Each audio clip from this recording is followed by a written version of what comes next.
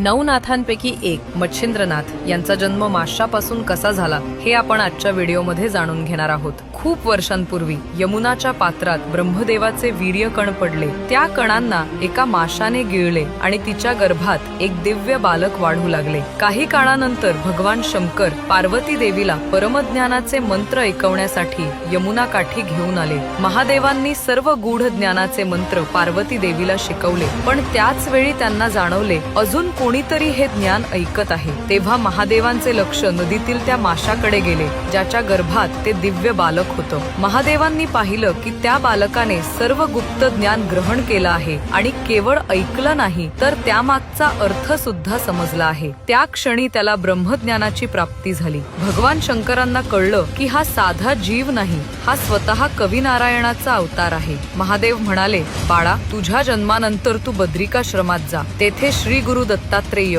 तुला पुढील ज्ञान देतील। असं सांगून महादेव आणि पार्वती तेथून निघून गेले। काही काळानंतर त्या माशाने किनाऱ्यावर एक अंडे दिलं। त्या अंड्यातून तेजस्वी बालकाचा जन्म झाला। एक कोळी तो बालक देवरूप समजून घरी घेऊन गेला आणि त्याचा सांभाळ करू लागला। त्याचा जन्म माशापासून झाला होता, म्हणून लोकांनी त्याला मच्छिंद्र असं नाव दिलं। मच्छिंद्राने वयाच्या 5व्या वर्षापर्यंत आई वडिलांची खूप सेवा केली, पण नंतर त्याने घर सोडलं आणि हिमालयाकडे प्रस्थान केलं। तेथे त्याने कठोर तपश्चर्या केली आणि त्याच वेळी श्री दत्तात्रेय प्रकट झाले। महादेवांनी सांगितल्याप्रमाणे त्यांनी मच्छिंद्रांना योग, तत्वज्ञान आणि सिद्धविद्या यांसारखं अनेक दिव्य ज्ञान दिलं आणि पुढे जाऊन हाच दिव्य बालक नवनाथांपैकी एक श्री मच्छिंद्रनाथ बनले। कलियुगात धर्माची पुनर्स्थापना करून त्यांनी सिद्ध योगाचा प्रचार संपूर्ण जगभर केला।